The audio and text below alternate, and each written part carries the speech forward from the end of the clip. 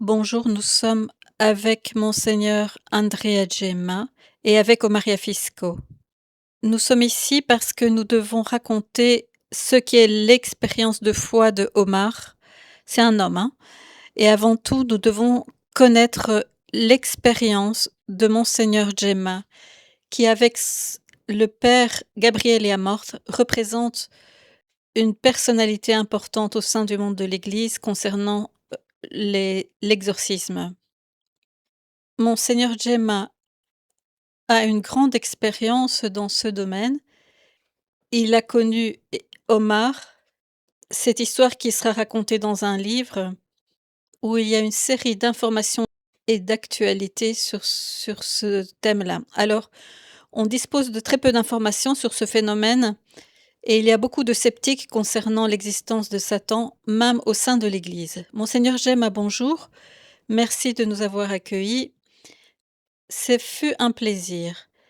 Je voulais vous demander avant tout, il y a beaucoup de sceptiques à l'égard de la présence du mal dans le monde. Pourquoi, selon vous, on ne croit pas à la présence du malin dans le monde? La présence du malin, si on doit en parler de façon théologique, est très très présente. Il est vivant. Le malin se comporte comme tous les traîtres, comme tous les menteurs, comme tous les trompeurs. Il regarde la situation. Et il veut utiliser les armes les plus adaptées à la situation. S'il a besoin de personnes crédules, il va provoquer cette crédulité chez les gens.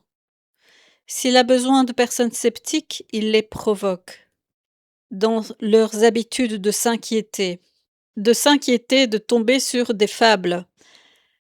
Satan est un grand artiste, si j'emploie une métaphore. C'est un artiste, soyons honnêtes.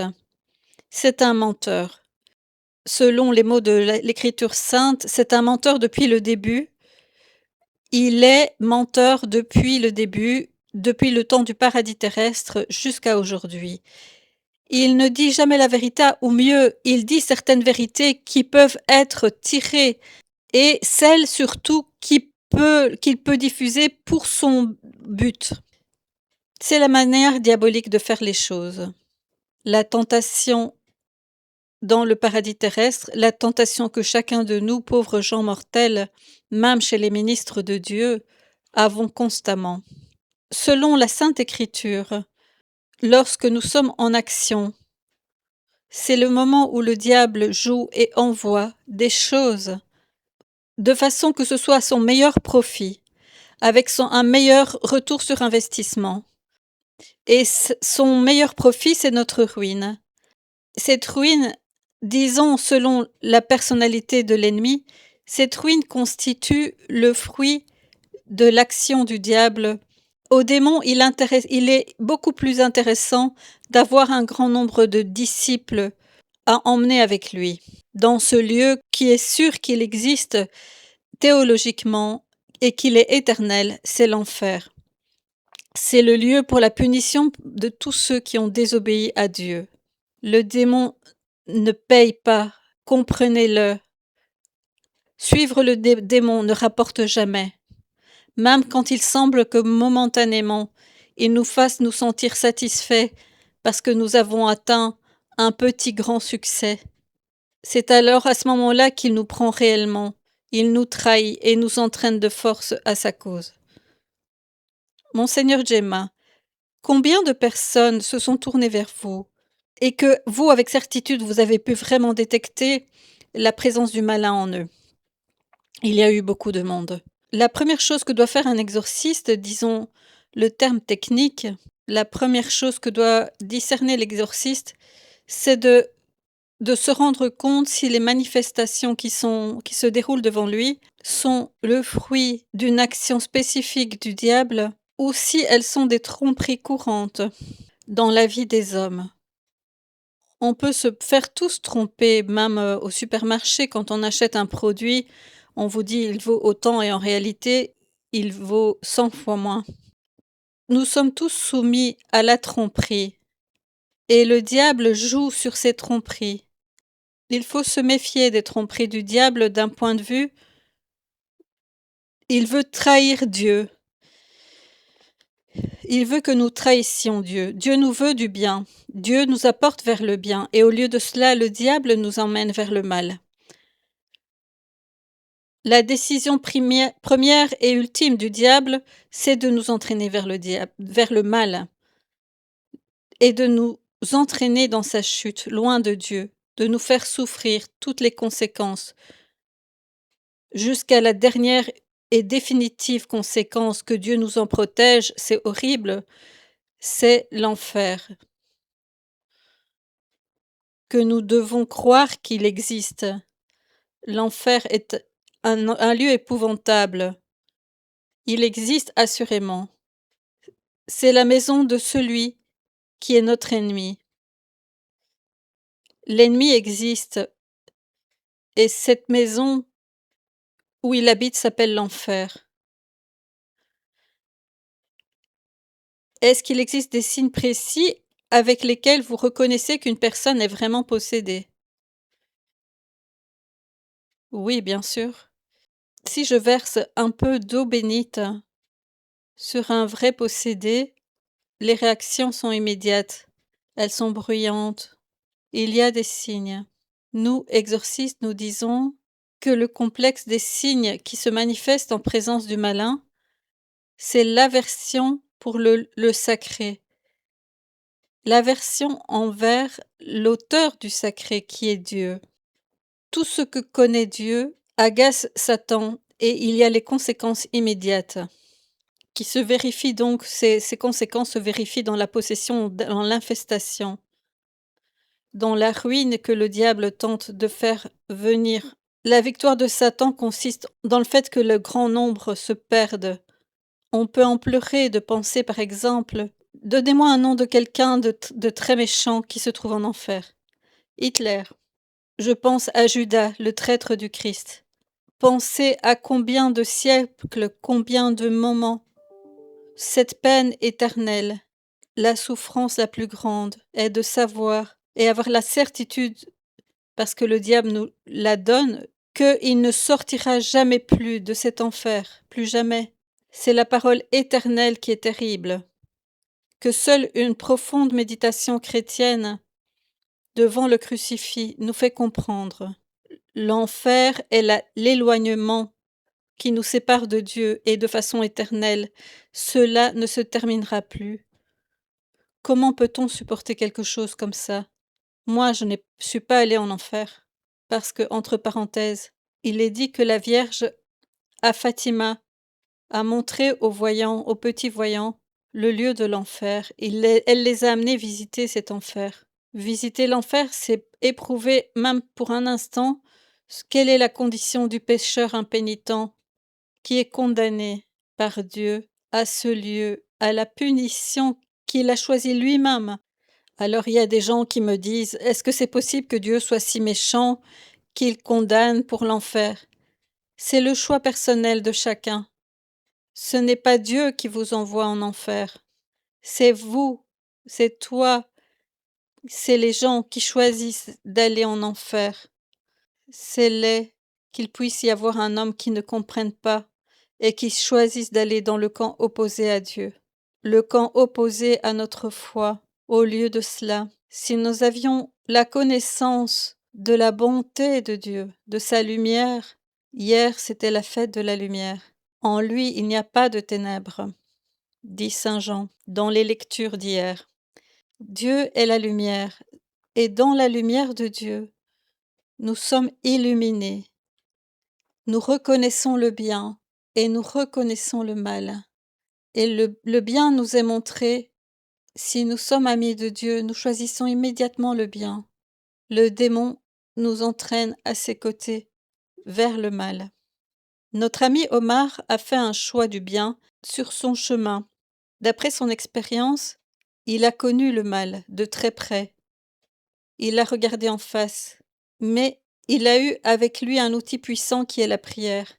Pour un croyant, la prière est l'arme victorieuse du combat. Voici mon arme secrète.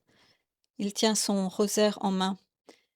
Ce n'est pas secret parce que j'en tire profit à chaque instant. J'en ai besoin pour passer le temps en compagnie de Dieu. Beaucoup croient que la prière soit en quelque sorte une machine qui produit des sons. Au contraire, la prière, c'est un sentiment, c'est le fait de sentir près de soi la chaleur de Dieu, la lumière de Dieu, la bonté de Dieu, et de vivre en paix et serein. C'est pourquoi ceux qui prient n'ont peur de rien et de personne. Ne craignez jamais le diable, car celui qui prie n'a pas peur, parce qu'il a en main l'arme de la victoire. Elle réside dans une vie de prière, une vie entière de prière. Pas forcément ceux qui ont une vie contemplative et qui mènent une vie de prière constante, mais une vie de prière est possible. Quand on est auprès de Dieu, ce n'est pas possible de ne pas éprouver un tel bonheur, une lumière suprême, une joie suprême. Et donc on se demande, comment font les contemplatifs à ne rien faire d'autre que prier? Parce qu'ils ont expérimenté. Ils ont expérimenté ce que c'est que la joie d'être en compagnie de Dieu. Pensez à Edith Stein, cette juive convertie qui était professeure de philosophie. Elle s'est convertie, mais c'était pas suffisant pour elle. Elle a demandé à entrer au Carmel et elle a passé sa vie entière à prier. Elle qui était juive convertie au christianisme, elle est devenue religieuse, contemplative. Elle a eu une vie de sainteté et de joie. Il faudrait leur demander quelle joie profonde ils ont éprouvée continuellement. Et cela a été sanctionné par une vie éternelle de joie, un paradis qui n'est pas un conte de fées, qu'on doit enseigner aux enfants, mais le lieu est la maison de Dieu, la maison de la lumière et de la paix, la maison éternelle de la vérité. Celui qui fait le mal, c'est comme s'il avait une source de lumière, il éteint toutes les lumières et il entre dans les ténèbres. Ceux qui ont choisi de s'éloigner de Dieu. La vie chrétienne est donc, nous avons l'exemple ici de notre frère qui a fait le choix de la lumière contre les ténèbres, le choix de la vérité contre celui du mensonge, de la sérénité contre celui de l'agitation du monde. Aujourd'hui, c'est un véritable bouillonnement d'inquiétude, d'angoisse sur l'avenir. Eh bien, la prière, la proximité à Dieu nous donne la certitude. Même on ressent cette sensation, cette expérience de qui est Dieu. Celui qui a choisi, ne serait-ce que pour un moment, d'être près de Dieu, peut faire l'expérience de sa proximité, de sa chaleur, de sa tendresse. Les parents paternels, maternels ne peuvent pas vouloir le contraire. Ce serait s'opposer à soi-même. Ce serait absurde. Et s'opposer à l'amour de Dieu est payé par la condamnation éternelle. Dieu nous préserve de ces absurdités. Peut-on choisir pour tant de petites choses qui nous satisfont pour un instant de perdre la vie éternelle, des choses mondaines, des petites satisfactions qui nous sont offertes par notre ennemi? Monseigneur Gemma, comment la vie des personnes libérées de Satan après un exorcisme peut changer? Ils vivent exactement l'opposé de ce qu'ils vivaient avant. Ils vivent la paix, c'est le mot-clé. C'est une vie chrétienne paisible et tranquille, sereine. Dans le terme hébraïque la paix, shalom, comme sainte Thérèse d'Avila dit, que rien ne te trouble, que rien ne t'effraie, seul Dieu suffit. Si le Seigneur est avec moi, j'ai la paix.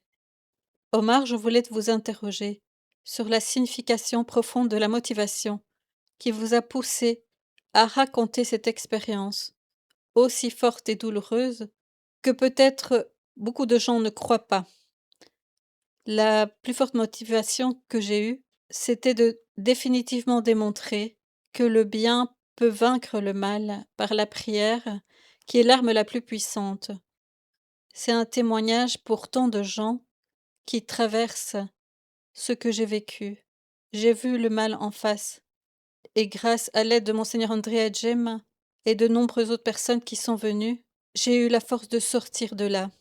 Et je veux donner ce témoignage puissant pour que beaucoup de gens puissent le lire. Donc j'ai écrit ce livre pour expliquer que la prière est l'arme la plus puissante et maintenant je fais partie d'un groupe du renouveau charismatique et que comme quand monseigneur Djema l'a dit, quand on sort de cette situation, on vit alors l'exactement opposé. On vit une vie pleine de lumière, pleine d'espérance et c'est ce que je veux inculquer, la lumière et l'espérance. Monseigneur Djema, vous avez parlé auparavant des gens qui ont choisi de suivre le diable et le mal. Le bien et le mal sont en réalité entre nos mains, c'est une question de choix. Oui, c'est une question de notre volonté. Il faut choisir. Tout est dans cela, dans le choix. Le Seigneur Dieu, tout comme le démon, tous les deux, ils nous le font ressentir ce qu'ils nous promettent chacun d'eux. Il faut faire face à ces propositions. Si tu choisis le bien, et tu peux le choisir, alors ta vie change assurément, immédiatement. Si tu es dans un endroit où il fait très très froid et que d'un coup tu te retrouves avec beaucoup de chaleur, tu ressens la chaleur qui vient de Dieu, qui est une chaleur qui rafraîchit l'âme. Tandis que la chaleur qui provient des passions du monde, de l'adhésion au diable, c'est une chaleur brûlante qui détruit, comme le feu qui détruit. Nous avons compris ce qu'est la vie chrétienne, ce qu'est la prière. C'est une chaleur qui nous reconstruit. C'est un environnement où la vie peut se développer. Pensez à ce qui arrive dans le monde animal. La vie, la chaleur qui fait qu'une poule, à force de couver ses œufs, le petit œuf devient un petit poussin. Et donc la poule, sous ses ailes, a une chaleur qui donne la vie. C'est ainsi que cette existence de Dieu à nos côtés nous offre sa chaleur, qui nous permet de nous développer et qui donne cette joie, cette sérénité, qui est une promesse d'une éternité heureuse, pour toujours. Est-ce que vous avez jamais eu peur durant votre expérience d'exorciste? Non, je n'ai jamais eu peur de Satan, c'est lui qui a peur de moi et qui s'enfuit quand je suis là. L'exorciste est un chrétien qui doit prier, pas seulement dans les moments où il s'oppose directement à Satan. C'est un chrétien qui prie constamment. C'est son humus quotidien. Attention à lui, des ennuis l'attendent s'il ne prie pas. Je ne pourrais pas être exorciste si je n'avais pas cette prière constante et cette joie de la prière. Omar, quand toi tu priais avant de cette mauvaise expérience, oui, quand j'étais petit, je priais. Ensuite, quand j'ai laissé petit à petit la prière, et puis je suis revenue à la prière après cet exorcisme et j'ai pu expérimenter le pouvoir de la prière. Monseigneur Djema, dans un des interviews que vous avez donné, vous avez déclaré que tous les prêtres sont en réalité des exorcistes. C'est tous les évêques qui le sont. Donc c'est un don? Non, ce n'est pas un talent ni un don, c'est un ministère. On l'appelle cela un ministère en termes théologiques. C'est un service rendu aux âmes, à lui comme à tant des centaines et des centaines d'âmes qui ont besoin d'aide pour vaincre Satan. Voici la fonction de l'exorciste. C'est l'évêque qui, par la grâce de l'ordre qui lui a été donné, moi cela fait maintenant 28 ans que j'ai été ordonné évêque, et l'ordination en tant qu'évêque donne un pouvoir particulier qui est inhérent, qui est celui d'exorciser, par le fait même de l'ordination épiscopale. Les évêques peuvent l'exercer directement, mais il y en a peu qui le font. Je me souviens de ma première lettre pastorale de 4 pages, où j'expliquais que cela faisait peu de temps que je venais d'être ordonné évêque, et je disais: «J'ai maintenant le pouvoir de chasser les démons». Et je disais cela devant le pape qui célébrait, le saint pape Jean-Paul II. J'ai dit: «J'exercerai cette fonction» et donc ça a été pour de nombreuses personnes, connues et inconnues, un don pour eux de retrouver la paix intérieure, la libération. Pour obtenir la libération, les exorcistes savent qu'il faut de grandes prières, de nombreuses réunions. Par exemple, la première personne, un gentil garçon que j'ai libéré, le premier qui a reçu une libération, ce pauvre garçon était accompagné de ses parents et c'est pendant tout un carême qu'ils sont venus chaque jour dans mon évêché, durant tout le carême, pendant quelques heures chaque jour. Je ne peux pas exagérer quand je dis quelques heures chaque jour, jusqu'à ce que je me souviens, c'était le samedi saint. Alors ce pauvre garçon est tombé au sol et Satan en lui s'est exclamé: «Maintenant je dois partir» et c'est arrivé que il a eu sa libération. C'était mon premier exorcisme, la première libération, mais il a fallu du temps. Le Seigneur a donné à ce jeune homme le don de la délivrance. Je dis bien le Seigneur lui a donné le don de la délivrance. Lorsque nous parlons de ces choses, nous devons préserver le mystère de la puissance divine et de défaite du malin. Il ne faut pas se tourner vers les jérémiades qui parlent sans cesse que le monde va mal et qui vous donnent sans cesse des listes de choses agaçantes. Je vous invite toujours à parler et à chercher les signes d'espérance, de la grandeur de notre proximité avec Dieu, de cette chaleur paternelle qui vient de Dieu et qui nous aide à vivre dans la vérité de l'amour de Dieu, dans la paix avec soi-même et avec les autres, avec les frères et sœurs que nous rencontrons. Chaque fois que dans la prière nous parlons avec le Seigneur, cette prière a le pouvoir de faire une sorte de fil électrique. Quand j'ouvre la bouche pour parler à Dieu, tout de suite, je suis en communion également avec ceux qui sont autour de moi, avec mes frères et sœurs. Je veux les aider et je veux prier pour tous ceux qui se sont recommandés à mes prières. Et tous ceux qui, comme moi, font de la prière leur fil électrique qui transmet l'électricité de Dieu. Merci Monseigneur Gemma, merci à Omar pour ce témoignage.